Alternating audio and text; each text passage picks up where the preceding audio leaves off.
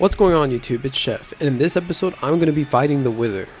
Now for those of you who don't know, the Wither is actually like 20 times harder on Bedrock, and it might be being a little bit dramatic, but it is way harder on Bedrock than it is on Java. But first things first, before we even get into the fight, we have to get the Wither skeleton heads. And luckily I did put looting 3 on my sword last episode, or a few episodes ago. Actually I think I might have did it off camera even. But yeah, now that I have looting 3, it's going to be way easier to go ahead and get ourselves some heads. Okay guys, we are at the fortress now, and I did get a little bit lost on the way, but we made it. And now, as you can see, all I have to do is kill some wither skeletons, and then hopefully we should get some decent skull drops, because I do have this amazing looting 3 sword. And don't mind my aim here, I don't know why I was struggling so hard with hitting this ghast. It just kept moving, and I was more used to the Java bows, because recently I've been playing Java Edition. So if you guys want to see me play some Java Edition, just let me know. I usually play like Donut SMP or PvP Club, so if you guys want to see that, let me know. Although the footage will be a little bit lower quality since I do have a lower end PC. But anyways, let's get back on track here, and I'm trying to survive this attack because there's so much going on in the nether. Like, it's always a struggle. But anyways, after I get blown up, I managed to kill a wither skeleton, but I do get wither, so I just end up running around trying to shake off the wither effect. Finally, I got a little bit of a break and I was able to regen some health, and I finally got this stupid ghast. But yeah, now that I'm at the fortress, I'll just be able to easily enter it and then go ahead and start farming for the heads. Honestly guys, the hardest part about like fighting wither skeletons is the like crazy amount of mobs that are in the fortress. And especially like the flames that are in your face, like it just gets like overwhelming almost, and it's just a lot. But like, to be fair, with Bedrock, like that's just how it is with most like of the challenge in the game. It's just like there's so much mobs that are spawning that like that provides the challenge. And that's partly because of the combat system. Like the combat's not updated to the Java combat system, so you can like spam and stuff, which, you know what, I kind of like. It has its charm, and it's easy for like console players and mobile players, I bet, and they don't have to wait for the cooldowns and stuff. But anyways, let's see if we can get any more skulls. Oh, would you look at that, our first skull. We actually got it from that wither skeleton right there. Now we only need 2 more. That didn't take very long at all, so I doubt this is going to take much longer. So I'm going to go farm and see what we get. Alright, I am getting a bit low now. Hopefully my food starts kicking in soon, but as you guys can see, I'm running out of food. I only have 4 steak, but we're actually getting down a lot of skeletons, and we just got our 2nd skull. Let's go ahead and get our 3rd.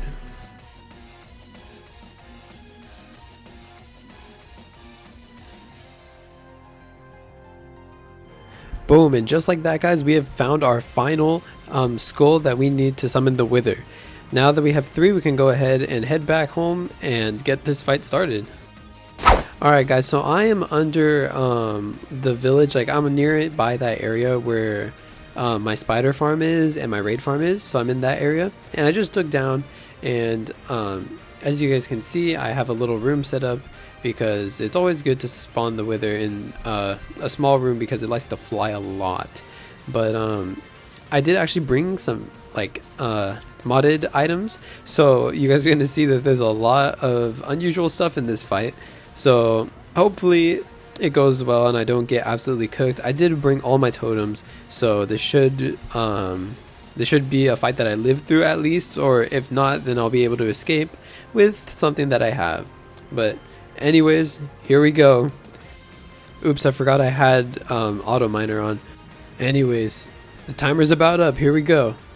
Wait, before we continue with the video, I noticed that 84% of my viewers are not subscribed, so if you could, please subscribe and leave a like on the video. It really helps me out and I really appreciate it. Anyways, let's get on with this fight.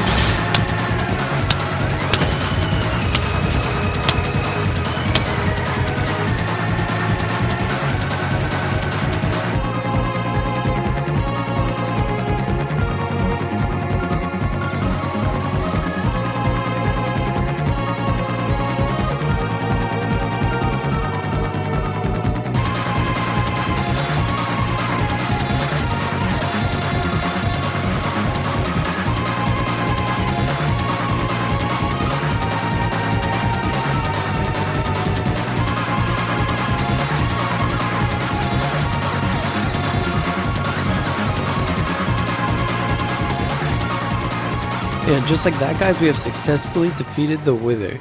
Now we have access to one of the most powerful items in the game, the Nether Star, which can craft a beacon, which we need a lot of ores for. But let's not get ahead of ourselves and let's soak in this victory, guys. This was such a huge win for us.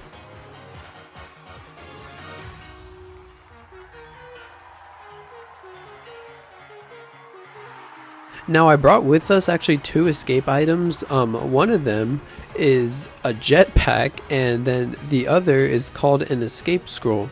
But I'm gonna use the escape scroll right now. I was gonna use it if I was out of totems and gonna die, but since I did pretty good, I didn't need to use it. Basically this just teleports me to the nearest warp lamp in my dimension. So if I'm in danger, all I have to do is left click with my left trigger, and then I can get home just like that. And yeah, this is a super useful item that you get from the Warp Lamps mod pack, and I really like it. It does cost 5 XP levels though, so there is a drawback to it. But anyways, now I don't really know why I bought the jetpack, but you know what? It's fun to go ahead and use it. I'm going to show you guys what it does, just in case for those of you who haven't seen it. Basically, it gives you levitation and then slow falling, so you don't take damage, but you can like kind of sort of fly. It's pretty cool, but obviously the Elytra is way better than this. But anyways, yeah, very cool item regardless. So after defeating the Wither, I went to go mining and I accidentally spawned in a warden, believe it or not. That's why I'm tunneling into this wall, because I'm trying to get out of here. It's just so hard to find iron sometimes, guys. And anyways, I did not want to deal with that warden, so I left as soon as I spawned it, and it's just down there somewhere now. Anyways, let's go ahead and get to the surface before this thing catches and kills me. Alright, we are back at the surface now, and as you can see, we got tons and tons of ores. This isn't going to be enough for a full beacon, but it's going to be quite a bit, and I can always go mining later on to fill the beacon up further. But for now, all we have to do is get our Nether Star, which I put safely in that chest behind me, and we'll just grab it and craft ourselves a beacon. Alright, here's the chest, and here is my Nether Star, as you guys can see. I'm so excited to make this beacon. We're probably not going to get anything crazy good like the full powered beacon, but you know what, I will be much appreciative if we had haste to get around here quicker. And as you can see, I've smelted all my blocks and turned them all into or smelted all my ores and turned them all into blocks, and now I have all the things to craft my beacon. Boom, there we go, guys. This is such a huge achievement for us. And as you can see, this actually has like a dynamic light property. I didn't even know that the dynamic light mod did that, but that's very cool.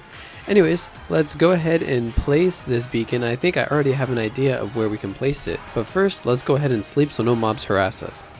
Alright guys, we're back outside, and my idea is to place the beacon on top of our huge storage system which we made last episode. I am very excited for this. I think it's going to look great. First, obviously we have to build the base, so then it'll fire up the beacon and it'll look very nice. But yeah, let's go ahead and start building it.